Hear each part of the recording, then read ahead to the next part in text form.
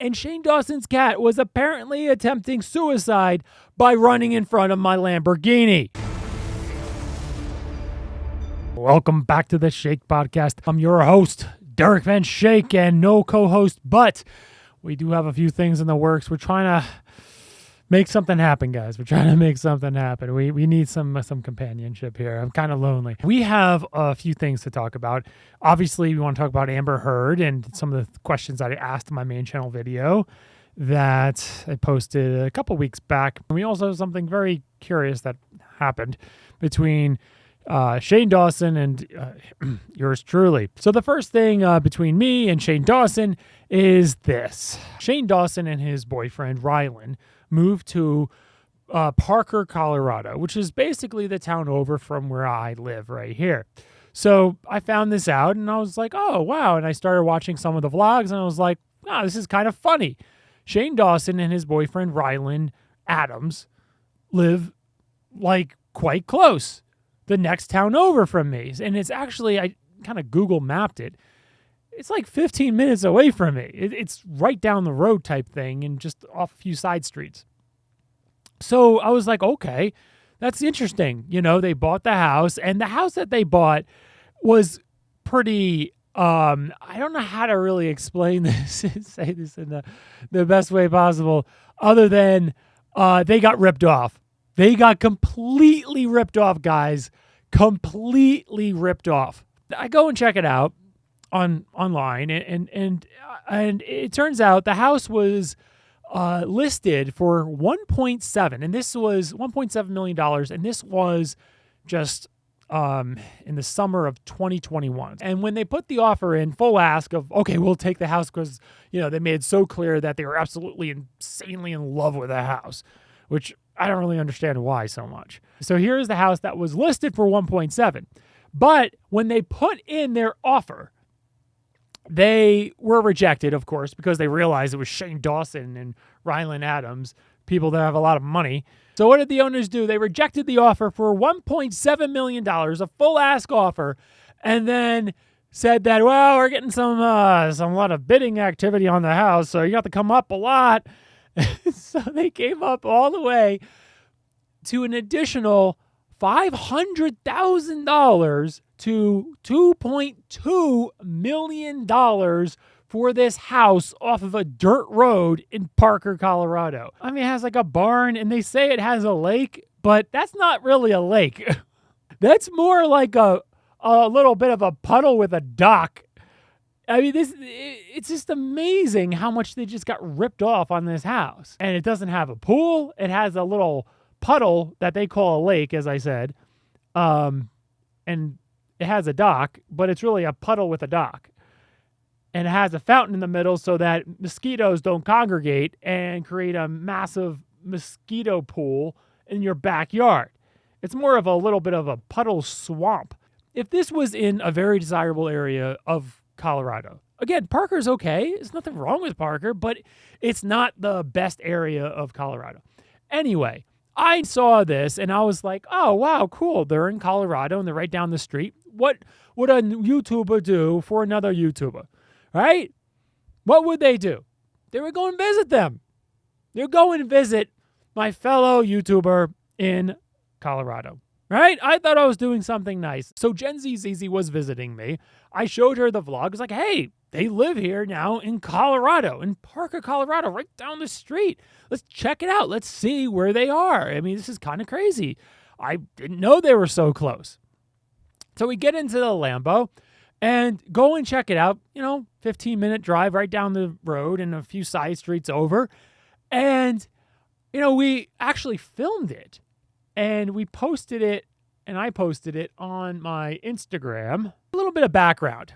If you don't know, I already made, about a year ago, 2 years ago maybe, a video about Shane Dawson and how he was lying about the whole Tati, James Charles situation.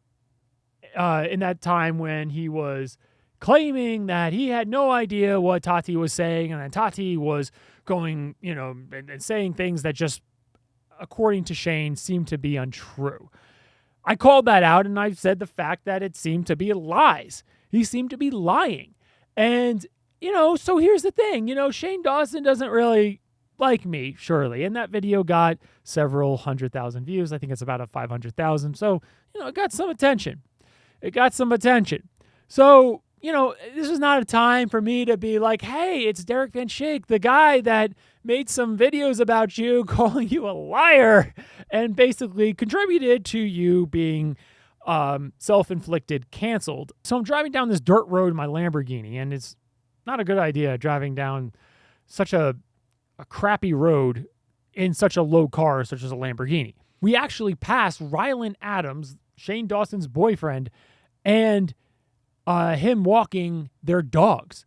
So it was quite odd that we turn on their road and all of a sudden there's Shane Dawson's boyfriend. It's like, whoa, that's kind of weird. So, I'm just like, okay, I'm not going to pull down the window, stop and say, hey, what's up? I'm the YouTuber that kind of helped get your boyfriend canceled. That's me. I was like, okay, well, I'm not going to say anything. I'll just casually wave. And that's what I did. And I just waved at Rylan. He kind of waved back, just kind of suspiciously, because he was like, what is a Lamborghini doing driving down this dirt road? And surely when he turned around and looked at the car, he saw the car's license plate that said YouTuber. If you don't know, my license plate says YouTuber. So, YouTuber on the Lamborghini, it's kind of like raising some red flags. Kind of like, uh-oh. And also, I'm sure he saw that Gen Z ZZ was in the passenger seat recording me with her iPhone and recording the situation, him and me. It's just, it can't get any more awkward than that. So I just kind of waved and just hope that he didn't think anything of it. I'm not there to obviously rubberneck or snoop or make a big deal of it. I wasn't gonna camp out or stop or pull my car over or take pictures. I was just wanting to just casually drive by, just generally see where this other YouTuber is living, because he lives 15 minutes down the road from me. So that's what I was doing. I just pointed out to Gen Z ZZ. I'm just like, hey, it's kind of funny. We saw Rylan just walking here because, that's the house right there. I point to it just casually. And, after we pass it, I naturally, in a Lamborghini, just, kind of blip the throttle, just kind of go down a gear and start, accelerating modestly. And as I'm accelerating, something that I notice is that I start seeing this cat run adjacent right to me, running kind of towards me a little bit. And then as soon as he sees my car, it seems like he darts right in front of my car, right in the middle of the road when I'm driving my Lamborghini. And I jam on the brakes, barely stopping in time to save this freaking cat's life. And we show it here that the cat kind of is on the side of the road just looking at me. It was like, whoa. It was just so odd that this cat attempted suicide.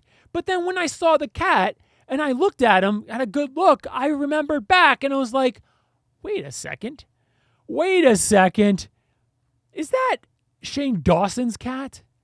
And if we check out what Shane Dawson's cat looks like. Probably already know Cheeto because I showed him in another video. He is trying to get away from me as fast as he can. He's screaming, "This is my new best friend." He loves me. It was the exact same cat that ran right in the middle of the road when I was driving my Lamborghini, right by his house. The cat saw my car and specifically made an attempt to run right in front of it to apparently get hit. Me as an investigator, I looked it up of why Shane Dawson's cat would possibly want to commit suicide. What could possibly be going on with this cat? We would want to commit suicide. How could that be? I've never heard of such thing. Why would a cat want to commit suicide? Until I started Googling things and looked things up and Shane Dawson's cat, and then happened to stumble upon Shane Dawson admitting to something quite creepy and disgusting. And let's play that right now. Things I've done to my poor animals, they will never love me. I've done terrible things. I used to... Oh, no. I don't know if you want to go there, Shane. What'd you do? One time, I laid my cat down on her back. Are you going to get arrested for this? I don't know. No. Think about it. I don't think so. Okay, go ahead. I didn't penetrate. I laid the cat down on her back, and then I moved her little chicken legs, like, spread open or whatever. And I was like, if I just like hump, but like on her tummy, like that's not weird, like whatever. And then I humped it, and it kept going. I came all over the cat. No, you did not. Shane Dawson admittedly has sexual relations with his cat. And obviously the cat is like, get me out of here. Maybe the cat just wanted to get my attention. Maybe it was that. Maybe the cat was like, hey, stop. Look, you almost hit me. Hey, you should probably pick me up and take me away from this guy. I mean, looking back, maybe I would have done a little bit more if I knew that Shane Dawson abuses his cat, allegedly, from what he admitted. I just can't get over someone doing that. And he admitted it too. And let's put it this way too, guys. Let's put it this way. If this is what he admits, if this is what Shane Dawson admits, can you imagine what can you imagine what he may do in private? Some things that he doesn't feel comfortable admitting? Can you imagine what he's going to do in private if this is what he admits? I don't understand how you can recover from something like that. He's done so many other things too, and each one of them is just like, what? So now let's change gears to Amber Heard, our good friend Amber Heard, and made a video on my main channel a few weeks back on the 10 toxic red flags of a person that you don't want to be around, basically. And Amber checked all the 10 boxes, of course, and didn't just check the boxes, just like, oh, well, yeah, it kind of makes sense that she did. No, she basically was the poster child for pretty much all of them. So when we're talking about any kind of checklist or, red flags that I mentioned in my main channel videos, there is a scale here. There's a sliding scale of, where you land. Are you high on this scale for each individual attribute, right? It's not just black or white. Is it how high are you on the scale? Amber Heard is, she's quite high on the scale for pretty much all of the toxic red flags that I pointed out. That NBC interview, Amber Heard says, well, even if you think I am lying, you can't tell me I was treated fairly. Even if you think that I'm lying, you still couldn't look me in the eye and tell me that you think on social media there's been a fair representation. Yes, you are treated fairly if you are lying, which a lot of people believe you are lying, and you were treated fairly. Because you cannot be saying this type of thing, and you cannot be, fabricating crap about somebody if it's just lies. No, Amber, you were actually treated fairly if you were lying, which a lot of people believe you were lying. So what she said there made absolutely no sense. I just couldn't believe that rationale of saying something like that. Of like, well, even if you think I'm lying, which in itself indicates that she is admitting that she is lying because she's throwing it out there that, hey, maybe I didn't do a good job on the stand for everyone to believe me. So even if you think I'm lying, which I know a lot of people do because, it wasn't that good of a performance, then you still can't say that I was treated fairly. She was treated as someone who was committing perjury should be treated. Again, even for her to even just mention that, hey, even if you think I'm lying, that indicates that there's that doubt in her mind, that she knows that a lot of people believe that she was not telling the truth, and it was quite obvious that she wasn't telling the truth. For her to even suggest that, for her to say that. Someone who's truthful will never just be like, well, even if you think I'm lying, would never even mention that they are lying. It would be so foreign to them to even say that they could be lying about this, because in their mind and what they understand and what they know to be the truth, it wasn't a lie. But apparently that wasn't the case with Amber Heard, because Amber Heard very much was open to suggesting that what she was saying wasn't very truthful and suggesting that she was lying on the stand. And at the end of that video, I also asked you all, well, Amber Heard is now single, of course, again. And would you ever date Amber Heard? And if not, and maybe you can also answer, who do you think Amber Heard would be perfect to be with? So my personal opinion on that, and I said I would give you my opinion on my podcast, is that would I personally date Amber Heard? I would say absolutely yes. I would date Amber Heard. But it's not for the same reasons that you would think, or in the words of the Bachelor, Bachelorette, it's not for the right reasons. Whatever those right reasons are. So I would date Amber Heard for an incredible vlog channel. I have a vlog channel I haven't posted in a little while, but I would just make this incredible vlog channel. I would set up security cameras everywhere in the entire house. Okay, kind of like a Big Brother, real world type feel. Set up security cameras everywhere, every inch. So nothing could be disputed of like, oh, you did this to me, or you said this to me, you know, and make up things about me, because that's the big concern with Amber Heard, apparently. So I would make sure my entire home is covered in security cameras. I would be wearing a body camera 24/7. Even when I sleep, wear a body camera. And then I would also hire a videography crew to follow us around 24/7 just to see her crazy antics, post it all on my vlog channel, and have the most incredible vlog of Amber Heard constantly acting very Amber Heard. You know, Amber, if you're listening, you know, hit me up. You know, we can chat.